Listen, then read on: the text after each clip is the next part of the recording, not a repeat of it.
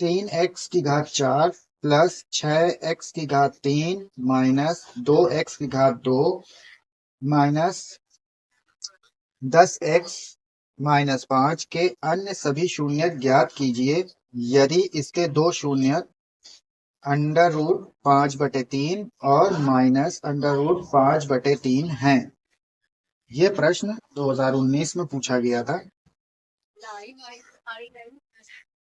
तो इस लिहाज से ये प्रश्न हो सकता है कि फिर रिपीट हो या इस तरह का है, तो यहाँ पर ये इम्पोर्टेंट मानते हुए इसको हल करेंगे। यहाँ पर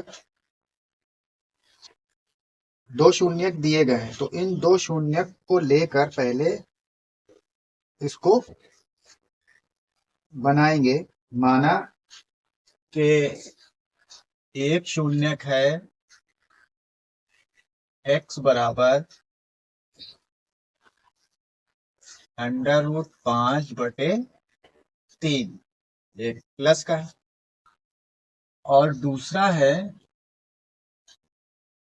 x बराबर -√5/3, इस तरह से। तो यहाँ क्या करेंगे, यहाँ पर इसको हल कर लेते हैं, इसको बराबर से इधर बाईं ओर ले आएंगे, तो ये हो जाएगा x माइनस √5/3 इस तरह से बराबर 0, और इसको हल करेंगे तो ये हो जाएगा x, ये बराबर के इधर आएगा तो इसका चिन्ह बदल जाएगा, प्लस हो जाएगा, √5/3 बराबर 0। अब ये दोनों अलग अलग हैं, एक ये खंड हो गया, दूसरा ये हो गया। तो अब यहाँ पे बहुपद में ये गुणे में है, तो मान लेंगे कि ये इनका गुणा करके इसको एक बहुपद के गुणनखंड के रूप में बना देंगे। तो मान लेते हैं कि ये एक खंड है, दूसरा ये है, ठीक है। अब इनका गुणा करके आपस में एक खंड बना लेना है, ठीक है। इन दोनों को गुणा करके मल्टीप्लाई करके बनाना है। तो मान लेते हैं कि इसके साथ जब गुणा करेंगे तो एक कोई चर राशि ले लेते हैं, माना कि के, तो के इसके साथ गुणे में, और ये इनको आपस में इस तरह से लिख देंगे √5/3, और इसको भी गुणे के साथ लिखेंगे, इसमें x प्लस √5/3, ये इस तरह से बन जाएगा।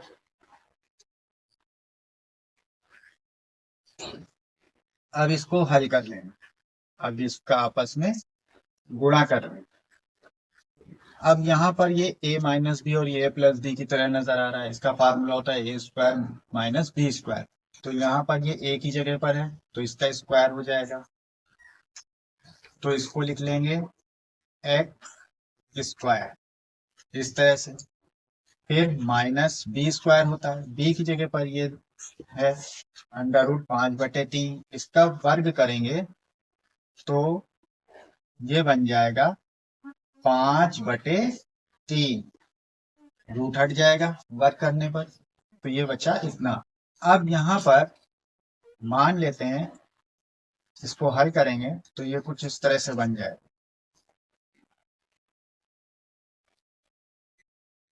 3x की घात 2 -5/3 इस तरह से आएगा।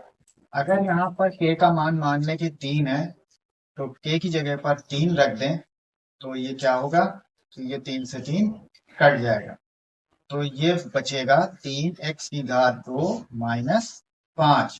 तो यहाँ k बराबर 3 रखने पर ये इस तरह से हल हो जाएगा।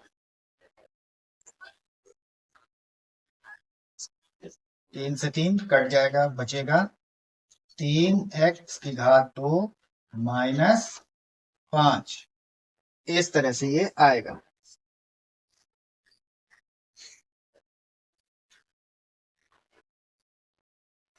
अब यहाँ पर ये जो खंड बना है, अगर ये खंड एक गुणनखंड है तो जो बहुपद दिया गया है उसको वो पूर्णतः विभाजित करेगा।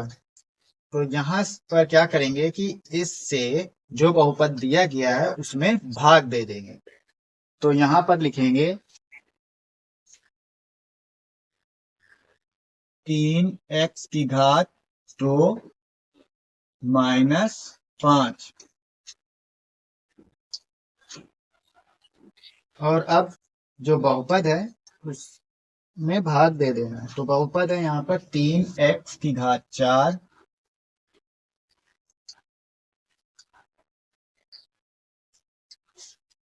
प्लस 6x की घात 3 माइनस 2x की घात 2 माइनस 10x और माइनस 5। अब इसे हल कर लें। अगर ये जो निकाला है ये अगर इसका एक गुणनखंड है तो इससे इस पूरे बहुपद में भाग देने पर जो भागफल आएगा वो भी उसका इस बहुपद का एक गुणनखंड होगा। और इससे पूरा अगर भाग चला जाता है तो ये इसका एक गुणनखंड है। यानी कि ये जो शून्यक है वो मान बिल्कुल सही है। तो यहाँ पर जो दिया गया है उससे बना लिया। अब बनाने के बाद अब इस बहुपद में भाग देंगे। यहाँ पर भाग देते हैं। 3x की घात 2 है और माइनस 5। यहाँ है 3x की घात 4। तो x की घात 4 है, ये x की घात 2 है। तो x की घात 2 से x की घात 4 में भाग देंगे तो घात घट के हो जाएगी x की घात 2। और यहाँ 3 है, इसके साथ भी 3 है। तो सीधा मतलब हुआ कि x की घात 2 बार भाग चला जाएगा।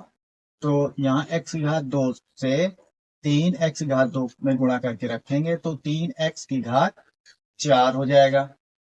घातें गुणा करने पर जुड़ जाती हैं।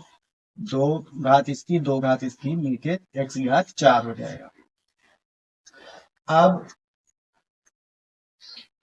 x की घात 2 का गुणा इस माइनस 5 के साथ भी करेंगे तो माइनस का 5x की घात 2 आएगा। तो यहाँ पर x की घात 2 का ये पद है, इसके नीचे लिखेंगे माइनस 5x की घात 2। इस तरह से यहाँ लिख सकते थे, लेकिन अगर इसमें लिखेंगे तो इसके साथ ये घटेगा नहीं।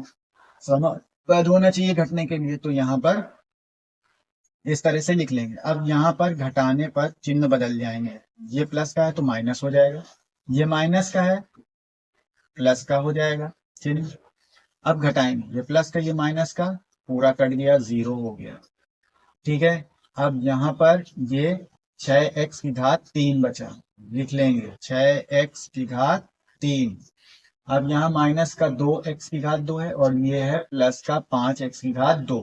इस वाले से मतलब नहीं चिन्ह, ये जो घटाने के बाद जो चिन्ह बदल गया है इससे मतलब है। अब इस वाले से काम करेंगे, माइनस को छोड़ देंगे, प्लस वाले में हल करेंगे। तो प्लस के 5x की घात 2 में से माइनस के 2x की घात 2 घट जाएंगे। बचेगा यहाँ पर प्लस का 3x की घात 2। 5 में से 2 गए, बचे 3। ये प्लस का है तो प्लस आया। अब ये माइनस 10x और ये माइनस 5। अब यहाँ 6x की घात 3 में भाग देना है तो यहाँ x की घात 2 है, ये x की घात 3 है। तो इसका मतलब हुआ कि x एक x बार इसमें भाग चला जाए। 2 है, x बार भाग ले जाएंगे तो इसका इसमें जैसे गुणा करेंगे तो x की घात 3 हो जाएगा। यहाँ 3 है, 3 से 6 में भाग देंगे तो 2 बार जाएगा। तो यहाँ आएगा 2x। तो ये कुल हुआ 2x। अब इस 2x से इसमें गुणा करके रख देंगे। 2x का इसमें 3x की घात 2 में गुणा करेंगे तो ये आएगा 6x की घात 3। 2 का 3 में गुणा 6, x की घात 2 का x के साथ गुणा x की घात 3 हो जाएगा। अब 2x का गुणा माइनस 5 में करेंगे 2 का गुणा 5 में करेंगे 10 आएगा, ये हुआ -10 और x। इस तरह से अब घटाएंगे, चिन्ह बदल जाएगा, ये माइनस हो जाएगा, ये माइनस का है ये प्लस में बदल जाएगा, ये प्लस का x की घात 6x की घात 3 है, ये माइनस का 6x की घात 3 है, घट जाएगा 0, यहाँ बचेगा 3x की घात 2। अब यहाँ 10 माइनस का है और ये प्लस का है, घट गए 0 हो गए, ये बच्चा माइनस का 5। इस तरह से लिख लेंगे। अब यहाँ 3x की घात 2 है, ये -5, यहाँ पे भी 3x की घात 2 है, -5 है, तो ये एक बार भाग चला जाएगा, +1 लिखा जाएगा। इस तरह से ये हल हो गया। अब यहाँ इसको लिख लेंगे, एक बार भाग जा रहा है, गुणा करके रख देंगे, इससे घटाएंगे, ये माइनस हो जाएगा, इसका चिन्ह बदल जाएगा, ये प्लस में हो गया, जितना प्लस में उतना माइनस में, घट गया 0, ये प्लस ये माइनस का है, ये प्लस का है, घट जाएगा 0 हो जाएगा, तो कुल मिला के ये हो गया 0, पूरा भाग चला गया। इसका मतलब कि ये जो लिखा हुआ है भागफल, ये इसका एक गुणनखंड है। और इसके आगे हल करते हैं।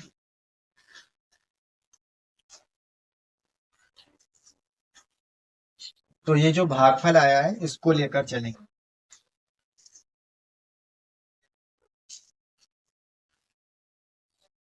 भागफल है x की घात 2 प्लस 2x प्लस 1। इसको हल करेंगे, जहां पर इसके गुणनखंड कर लेते हैं। इसका गुणनखंड करेंगे तो ये बन जाएगा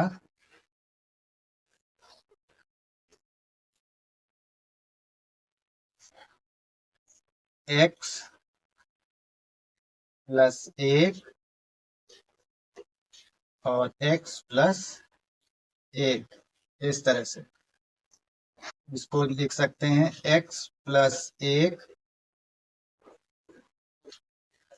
घात 2। इस तरह से ये गुणनखंड हो गए।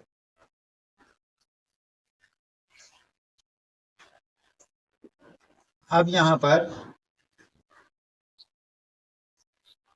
अगर इसको मान लें कि ये गुणनखंड है और इसको बराबर 0 कर दें तो इसको हल किया जा सकता है। अगर इसको ना भी लें, जैसे ये लिखा हुआ है, इसको लेकर खाली हल करेंगे तो भी आ जाएगा, ये आसान है। तो यहाँ पे मान लेते हैं, माना x प्लस 1 बराबर 0, तो यहाँ पर x बराबर हो जाएगा, ये प्लस का है, बराबर किधर आएगा तो -1। इसी तरह से लिखेंगे x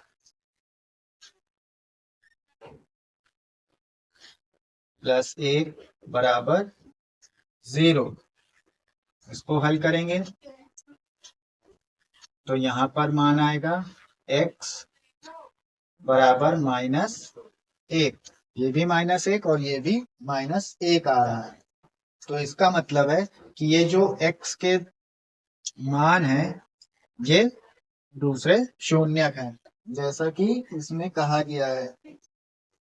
सभी शून्यक निकालने के लिए हमारे पास पहले ये शून्य था, इनको मान लिया था, ये प्लस का ये माइनस का। दूसरे जो दो निकले हैं वो है -1 और दूसरा भी -1। तो यहाँ पर लिख लेंगे बहुपद के सभी शून्य।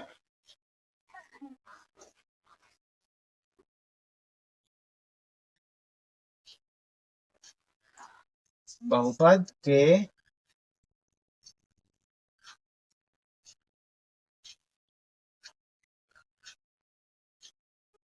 सभी शून्य, ये दो पहले से दिए गए हैं, इनको लिख लेंगे।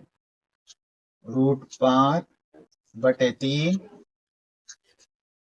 माइनस √5/3 -1 -1। इस तरह से ये हल किया जाए।